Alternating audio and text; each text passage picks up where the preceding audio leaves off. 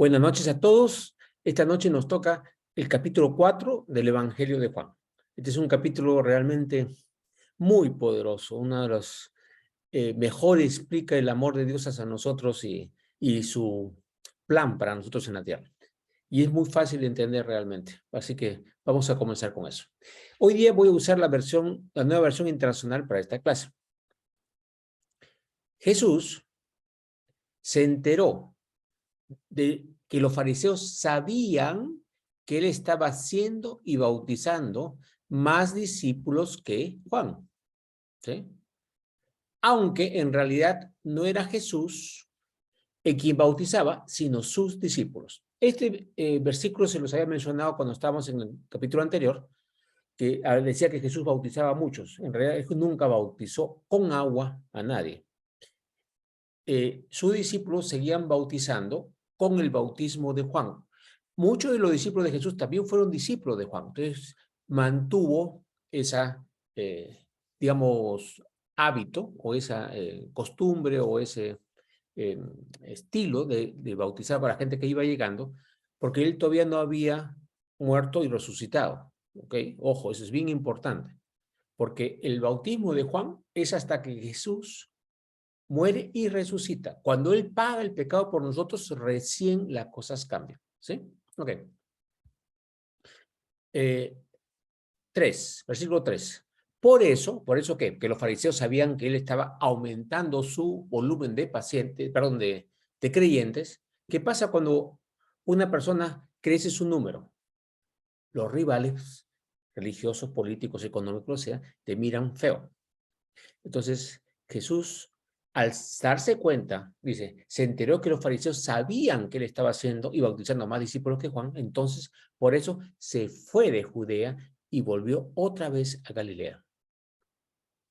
¿Ya? ¿Ok? Entonces, Jesús no estaba tratando de focalizar la mirada de la gente hacia él todavía, no era el momento. Versículo 4. Como tenía que pasar por Samaria, ok, le explico. Judea está acá al sur, Samaria está al medio y Galilea está al norte. Pero Samaria era territorio de samaritanos, una zona que estaban viviendo básicamente gente que no era de origen judío de sangre, sino que habían adoptado algunos de los ritos judíos para vivir ahí, ¿sí?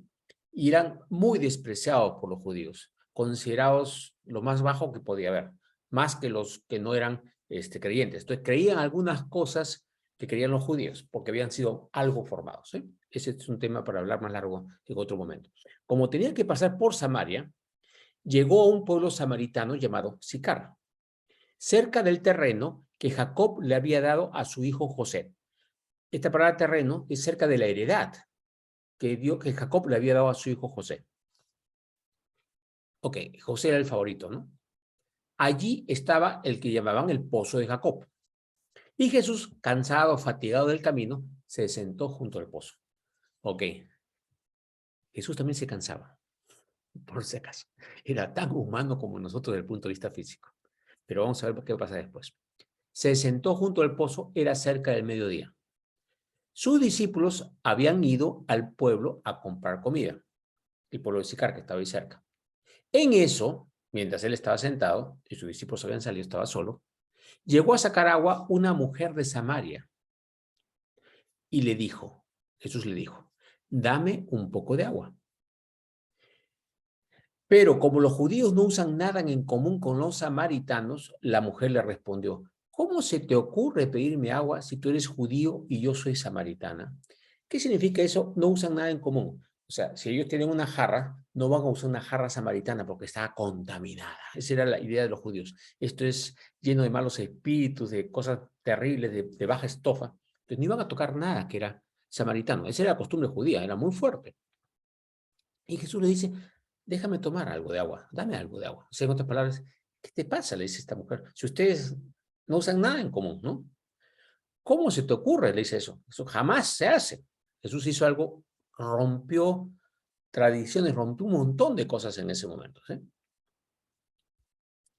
Y Jesús le responde. Okay, primero, antes de la respuesta. Jesús, en su palabra y en nuestra vida, hace cosas para llamarnos la atención. ¿Para qué nos llama la atención? Para que lo escuchemos, para que lo busquemos, para que nos demos cuenta de su importancia. ¿Para qué? Para poder traernos a Él. ¿Para qué? Para que su amor, su misericordia, sus bendiciones y todo se derrame en mayor medida sobre nosotros. O sea, su intención nunca es de orgullo, nunca es de acaparamiento, es una intención de dar. Esa es la intención de Jesús. Entonces nos llama la atención para que cerca podamos recibir de Él. ¿Sí? Ok. 10.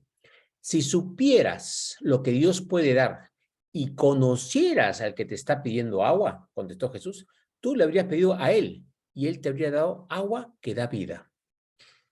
Interesante. Mira, dice, tú le habrías pedido a Él, en vez de decir, tú me habrías pedido a mí. Fíjense el cambio de sujeto. Si supieras lo que Dios puede dar y conocieras al que te está pidiendo agua, o sea, el que le está pidiendo agua no está hablando del físico, sino está hablando en el espíritu, al espíritu que moraba en él. ¿Ok? Entonces, Jesús hace una cosa bien interesante aquí. Nunca adorar su cuerpo físico.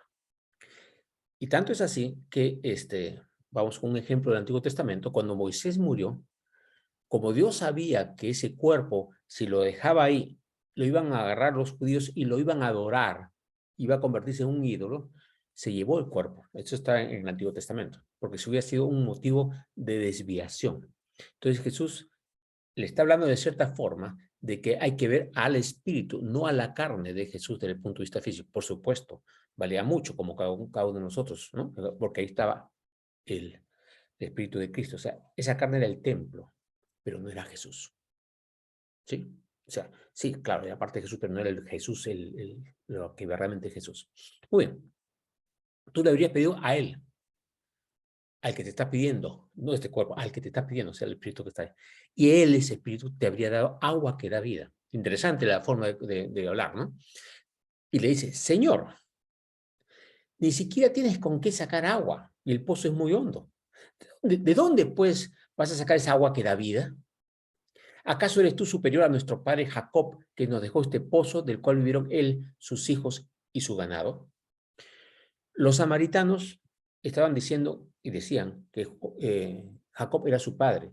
En estricto no lo era. Como le digo, no eran de la raza judía. Eran gente que habían migrado ahí a la fuerza por los reyes que habían conquistado Israel y habían tenido que tomar las costumbres de la zona de ahí. Entonces era como que era su padre espiritual, pero no desde el punto de vista de herencia física. Entonces, pero ellos creían eso, ¿sí? Así se lo enseñaban. Y Jesús dice en el 13, todo, el que beba de esta agua, o sea, el que beba de las cosas que acá están en la tierra, volverá a tener sed. Todo el que come algo aquí en la tierra, va a tener hambre. Todo el que consigue algo en un momento dado y le da alegría, le va a faltar eso hasta que lo vuelva a hacer. O sea, nada de lo que comemos, tomamos o gustamos acá en la tierra es permanente. ¿Sí? Entonces, todo el que beba de esta agua volverá a tener sed, respondió Jesús. Pero el que beba del agua que yo le daré, no volverá a tener sed jamás, sino que dentro de él esa agua se convertirá en un manantial del que brotará vida eterna. Obviamente, el agua también simboliza la palabra de Dios, ¿no? Pero lo que él está diciendo es, si aceptas y recibes, conocer es tener relación íntima, con esa palabra, con la que tengas primero, porque la palabra de Dios es extensa, obviamente, ¿no? Si esa palabra la tomas y la bebes y la incorporas a ti, no vas a volver a tener sed en esa área. Porque vemos que todos nosotros volvemos a tener sed en diferentes áreas, ¿no es cierto? Pero es la que realmente hemos tragado, esa que la hemos tomado. Porque Dios da mucha palabra. Y cada uno de nosotros, algún versículo, alguna sola, lo hemos tomado y nos ha encantado y lo hemos aceptado y nos ha cambiado la vida. Sí, pero en otras áreas no. En otras áreas seguimos cojeando. Entonces vamos a entenderlo así. En el área en que hemos bebido del agua de Dios, ya no tenemos sed, sino que adentro de nosotros esa agua se convierte en un manantial. Entonces va creciendo y no solamente crece para nosotros, sino sirve para compartir con otros esa experiencia que hemos aprendido, eso que hemos ganado. Y es un manantial que brotará vida eterna, porque ese cambio permite que nosotros compartamos ese milagro de Dios para otros y compartir a Dios y lo aceptan, eso es vida eterna. ¿Vamos siguiendo? Ok. Y en ese momento la samaritana, sin entender esta parte espiritual para nada, debe haber estado pensando, me imagino, pucha, si él me da esa agua, ya no volveré a tener sed, ya no tengo que venir acá al pozo con mi jarra, el trabajo, el sol, el calor, y no, ya que es bien hondo el pozo, tengo que subirlo y luego tengo que llevarlo de nuevo a mi casa, me conviene, ¿no? Entonces le dice, Señor, dame de esa agua para que no vuelva a tener sed y siga viniendo aquí a sacarla, obviamente, ¿no? No estaba pensando, obviamente, en lo espiritual, estaba pensando en algo físico. Y con ese ejemplo que llamó algo físico, ahora Jesús le pone un gancho por lo espiritual y le dice así, ve a llamar a tu esposo y vuelve acá, le dijo Jesús. Y la mujer respondió, no tengo esposo. Y Jesús le dice, bien has dicho que no tienes esposo, porque es cierto que has tenido 5 maridos, 5 esposos, y el que ahora tienes no es tu esposo. En eso has dicho la verdad. Entonces Jesús ahorita, ¿qué tiró? Un gancho espiritual, mucho más poderoso. Le reveló algo, estaba profetizando, estaba... Profetizar es decir la palabra de Dios en ti, ¿no? ¿Y qué te da? Y ¡ploc! Agarró y dice, este sabe de mí algo. Y ahí dice, Señor, me doy cuenta de que tú eres profeta. O sea, se dio cuenta, claro, obvio. ¿De dónde me conoce? ¿Sabe mi vida?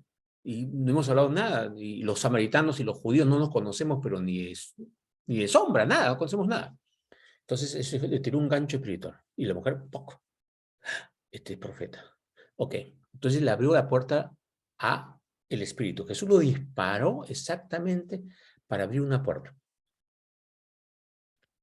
Entonces, en el versículo 20, le sale inmediatamente algo que ya tenía muy fuerte en su corazón. La pregunta más fuerte que ya tenía en ese momento. Obviamente debe haber tenido otras.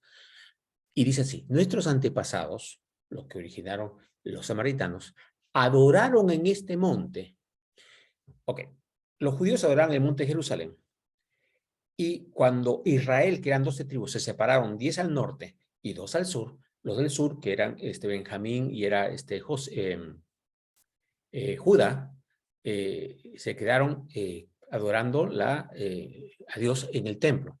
Pero como los otros judíos venían al templo, el rey de Israel, de la zona norte, puso un templo en Samaria, en ese otro monte, para que la gente no fuera allá y no perdiera a su gente. Entonces hizo una falsa religión para que la gente fuera a ese monte, ¿sí?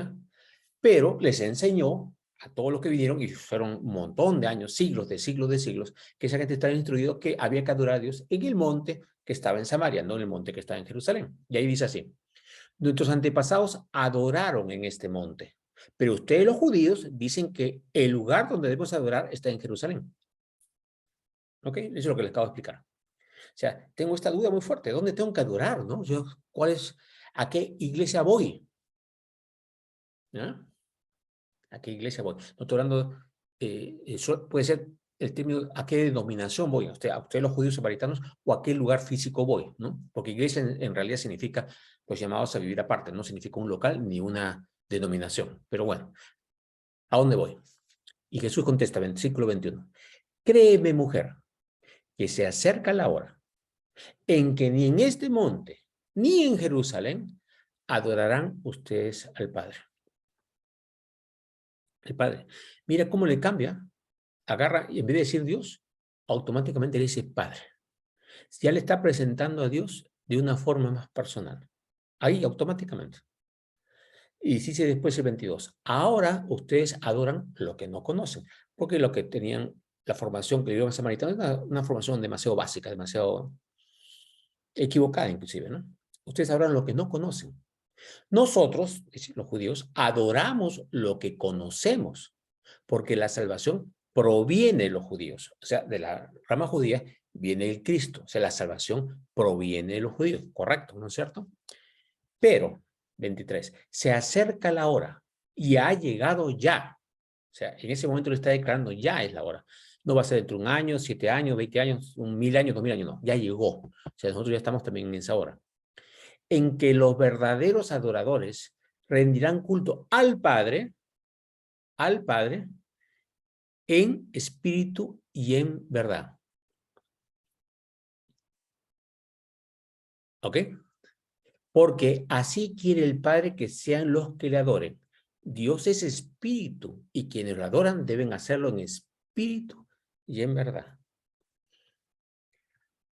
Ok, esto es para hablar un montón de tiempo si queremos, pero resumamos el punto para entenderlo.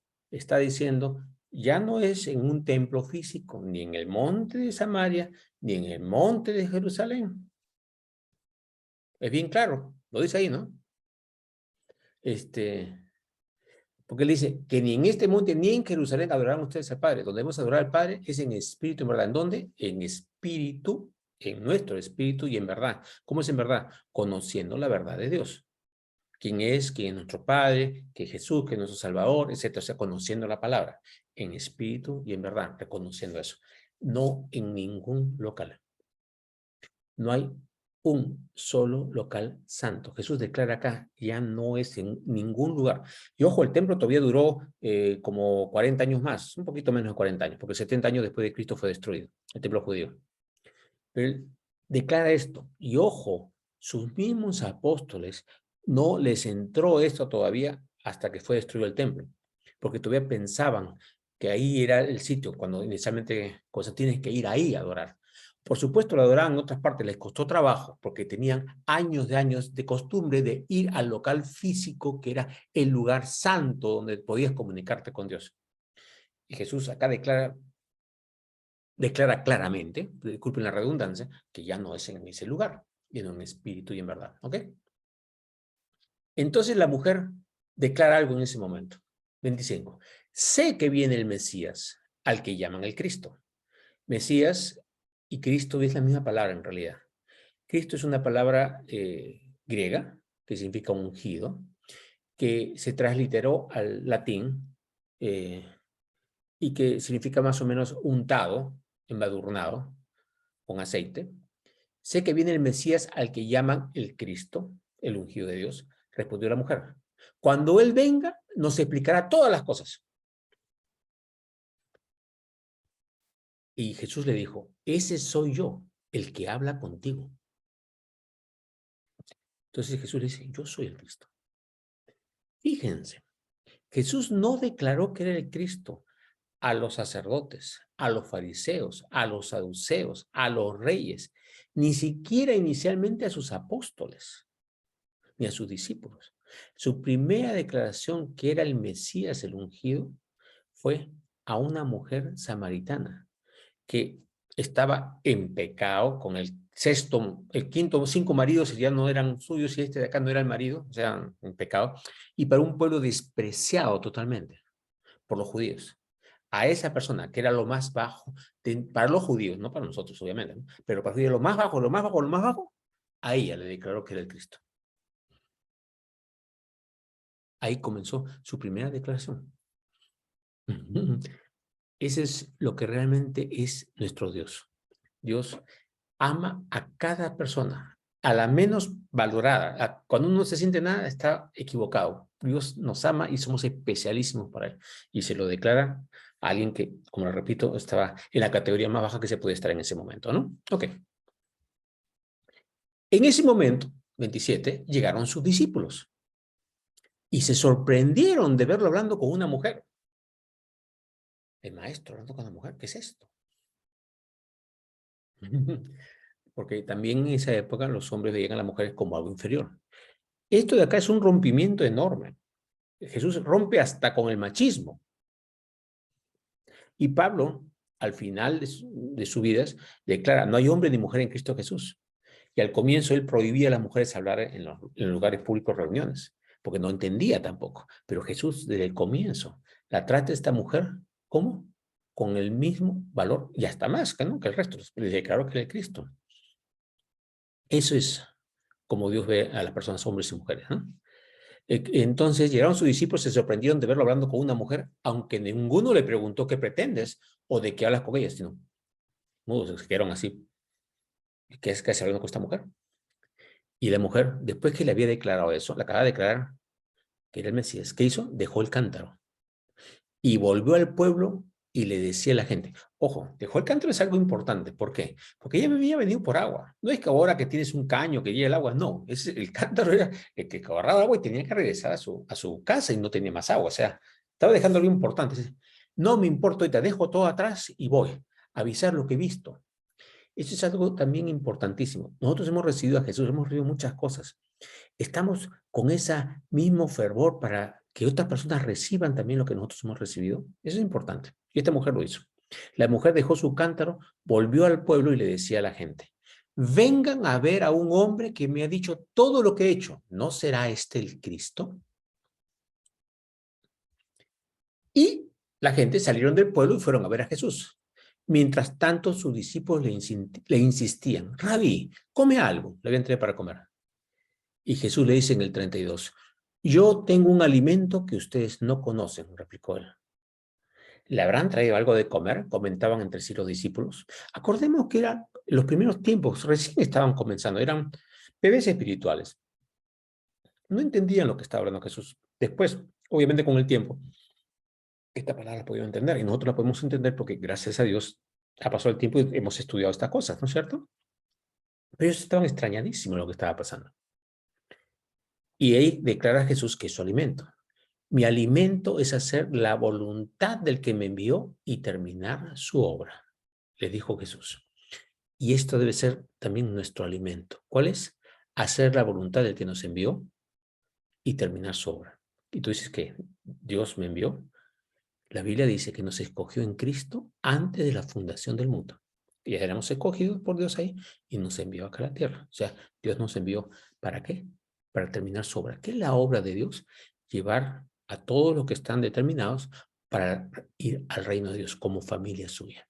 O sea, nuestro trabajo, la obra, es llevar a tantos como podamos hacia el reino de Dios. Esa es nuestra obra. ¿Con qué ejemplo, con qué amor, con qué circunstancia, con qué palabras? Es otra historia. Pero ese es nuestro trabajo. Dios nos ha enviado para terminar su obra, así como a Cristo lo ha enviado. Porque si somos el cuerpo de Cristo, tenemos también la misma misión de Cristo. ¿No? Ok. 35. ¿No dicen ustedes, todavía falta 4 meses para la cosecha? Como diciendo, ahora, en ese momento era época que todavía no llegaba la cosecha, o sea, físicamente. ¿Todavía falta 4 meses para la cosecha? Y yo les digo, abran los ojos y miren los campos sembrados. Ya la cosecha está madura. ¿Qué pasa? Normalmente uno va a cosechar, siembra y luego espera, ¿no? Pero Jesús dice, la cosecha ya está madura. La gente ya está lista para que la cosechen. Lleven el mensaje y cosechen. Igual tenemos ahorita. La gente que va a recibir el mensaje ya está madura. Hay que darle un poquito más de agua, un poquito más de algo para que se les llame la atención y traerlos al reino, pero ya están listos para ser cosechados. Por supuesto, algunos se cosechan con osos, otros se cosechan con otras maquinarias, otros se arrancan las espigas. Hay formas para cosechar, obviamente, igual para testificar, ¿no es cierto? Y miren lo que dice, que ya la cosecha está madura. 36. Ya el segador, o sea, nosotros somos los segadores, ¿eh? Recibe su salario y recoge el fruto para vida eterna. O sea, cuando estamos segando, recibimos salario. Dios nos paga por llevar sus hijos al reino. ¿Cómo nos paga? Nos paga con trabajo, nos paga con salud, nos paga con bendiciones, con paz, con misericordia. Nos paga. Recordemos, Dios es galardonador de los que le buscan. Dios paga. Él siempre está dando ese pagar, ¿no es cierto? Entonces estamos recibiendo salario y recogemos fruto para vida eterna. No solamente las personas para vida eterna, sino nosotros mismos, al hacer ese trabajo, cosechamos cosas, y esas son cosas, esas obras quedan registradas en el libro de la vida que vamos a llevar cuando lleguemos al cielo. ¿Sí? Ok, ya el segador recibe su salario y recoge el fruto para vida eterna. Ahora, dice, tanto el sembrador como el segador se alegran juntos. A veces, vamos a un ejemplo físico, uno puede ir a un sitio y habla y toda la cosa, y no pasa nada. Y después, no pasa nada entre comillas. Y después otra persona llega y lo que ha pasado con esa persona, el espíritu que ha tocado, esa persona ha pasado tiempo y el otro viene y le sale muy fácil. O sea, está cosechando lo que otro ha sembrado.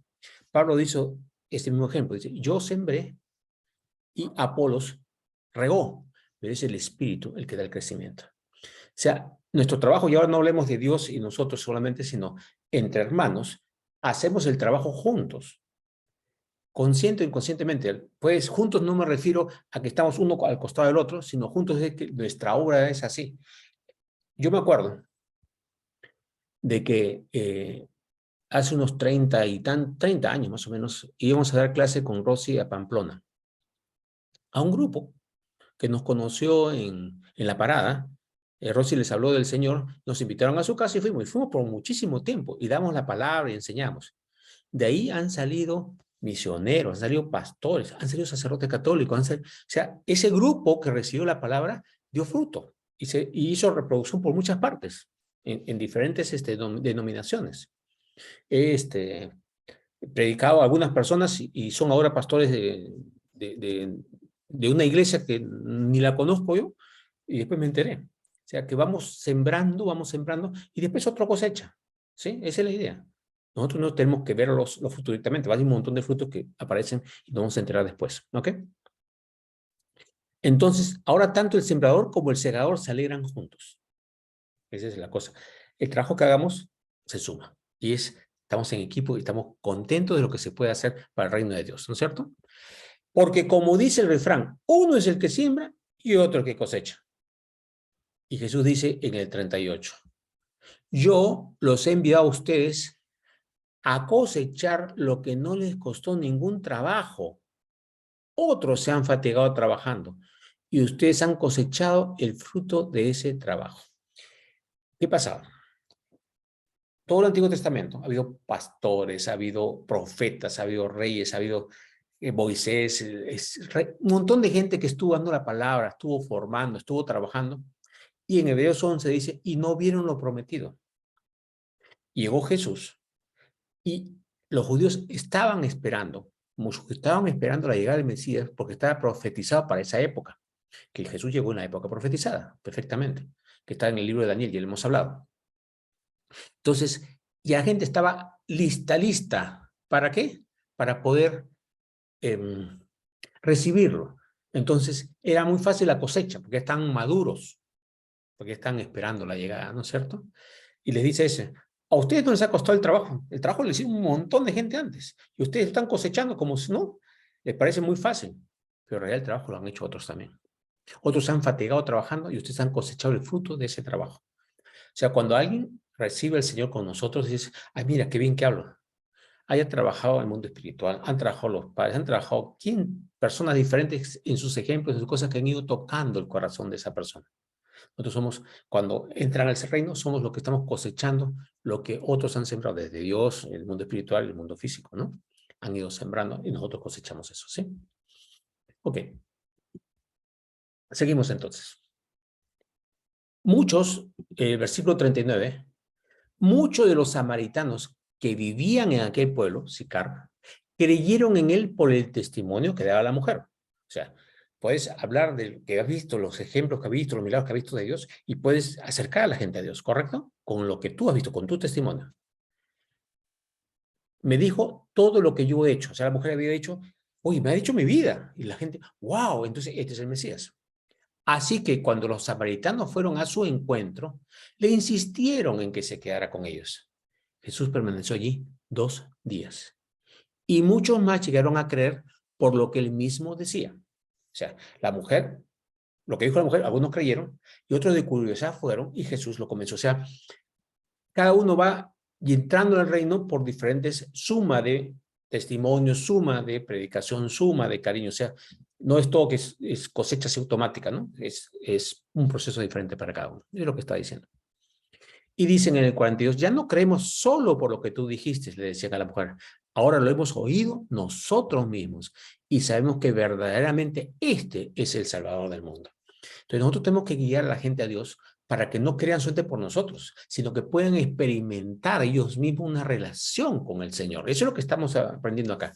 Y esa relación con el Señor puede hacerlos crecer, llenar, y ellos mismos pueden llevar a otros esa misma palabra. Porque si solamente creen por nosotros, entonces nos convertimos en los bebés que nunca crecen. Ese bebé tiene que desarrollarse para no solamente creer lo que nosotros, sino ir creciendo para poder dar más hijos y cosechar más hijos para el Señor. ¿Sí? Ese es un sentido más que tiene este versículo. 43. Después de esos 2 días, Jesús salió de allí rumbo a Galilea. O sea, de Judea se dio a Samaria, se quedó 2 días, que dicho sea de paso era una aberración para los judíos lo que hizo quedarse ahí. Los judíos pasaban por Samaria sin llegar a ninguna aldea, no entraban a las aldeas, ni compraban nada, o daban la vuelta se iba por el Jordán, daban una vuelta para no pasar por Samaria porque era un sitio puerco espiritualmente y físicamente para ellos. Entonces salió rumbo a Galilea. Pues como él mismo había dicho, a ningún profeta se le honra en su propia tierra. Ok. Donde te conocen físicamente, dudan más de ti espiritualmente, ¿no? 45. Cuando llegó a Galilea, fue bien recibido por los galileos. ¿Por qué? Pues estos habían visto personalmente todo lo que había hecho en Jerusalén durante la fiesta de la Pascua, ya que ellos habían estado también allí. Ok, Jesús dio demostración de su poder, de su palabra, de su amor, ¿no? De cumplir la palabra, de cumplir las profecías y todo. Entonces, este está cumpliendo. Nosotros, ¿cómo convencemos a la gente de Cristo? Con nuestro comportamiento, con nuestro amor y con la palabra y cómo se lo presentamos. Que vean que Jesús en nosotros nos ha hecho cambios y esos cambios vienen de Dios. Y al ser de Dios, entonces, lo que hacemos es propaganda a Dios, no a nosotros. Nunca a nosotros. Entonces, llevamos a la gente a Dios, no a nosotros. Entonces, ellos habían visto el poder de Dios en Jesús. ¿Y qué pasó?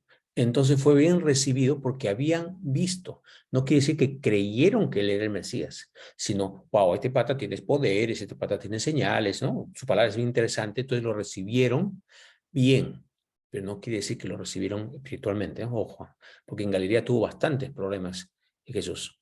Hizo muchos milagros, pero también hubo mucho rechazo también. Y también hubo discípulos, por supuesto. Y volvió otra vez Jesús a Caná de Galilea, donde había convertido el agua en vino, que habíamos visto en la clase anterior. Había allí un funcionario real, cuyo hijo estaba enfermo en Capernaum. Capernaum queda más cerca al lago de Genesaret, un poco, y le dice, cuando este hombre se enteró de que Jesús había llegado de Judea a Galilea, fue a su encuentro y le suplicó que bajara a sanar a su hijo, pues estaba a punto de morir. Entonces, él había escuchado lo que había hecho, inmediatamente fue a buscarlo. Y es igual, nosotros tenemos algo que se está muriendo en nosotros. No hablemos de nuestro hijo físicamente, de cualquier cosa espiritual. ¿A quién tenemos que acudir? A Dios, ¿no? A Jesús, a nuestro Padre Celestial. ¿Para qué? Para sanarnos de lo que tengamos. Es decir, digo, inmediatamente, si ya conocemos a Jesús, si este hombre caminó para curar a su hijo, cada cosa que tenemos en nosotros que no está funcionando bien, que no está, tenemos que presentárselo. Dice, Señor, esto te lo entrego a ti, para que tú lo sanes, para que tú lo sanes. Entonces, en otras palabras, dejo entrar a Dios en el área de mi vida que no está bien, que está enferma. ¿Okay? Y Jesús le dijo, ustedes nunca van a creer si no ven señales y prodigios.